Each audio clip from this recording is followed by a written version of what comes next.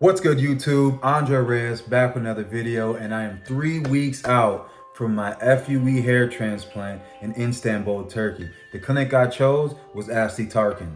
As usual, I want to thank everyone for like, comment, and subscribing. And if you haven't subscribed, consider subscribing and watching my older videos to see how I got to this point. And I'm breaking down step by step everything you need to know to get a hair transplant at Asli Tarcan. There's a few questions I've been getting asked, and I'm gonna go over those before I show you guys my hair. The first question, have I started shedding?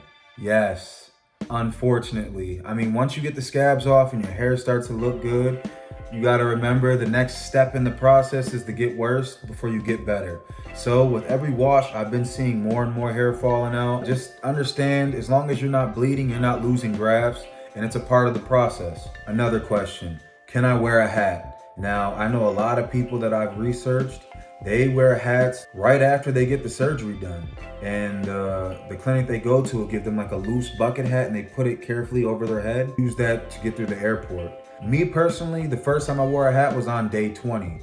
I went to a restaurant and I just covered my head with a hat, maybe for an hour or two, and that's all. My recommendation is to wait at least 2 weeks. I mean, you don't want to potentially ruin any grafts. Just keeping it on the safe side. I mean, you invested money in your hair, so you might as well just wait it out to when it's completely safe to wear the hat. Another question I'm getting asked, am I working out? I see people working out as early as 10 to 2 weeks after the hair transplant. For anyone who's had a hair transplant, you understand they want you to keep your head up. Even putting your head down in those first 10 days to 2 weeks, you can feel the blood pressure and it kind of gives you a headache. So for me, it's been 3 weeks. I haven't even touched a weight or went to the gym. So Monday, I'm gonna start going to the gym, lifting really light, doing a lot of stretching and probably some cardio.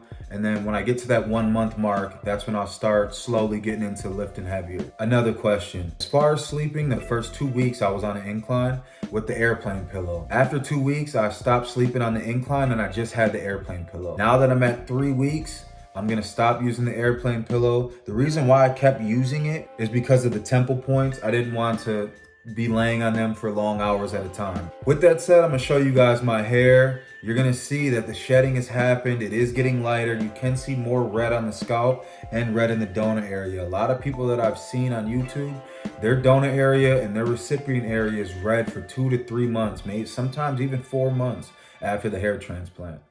So again, thank you for watching. Like, comment, subscribe. If you're on your hair transplant journey, good luck. And I'll see you guys at my 1 month update.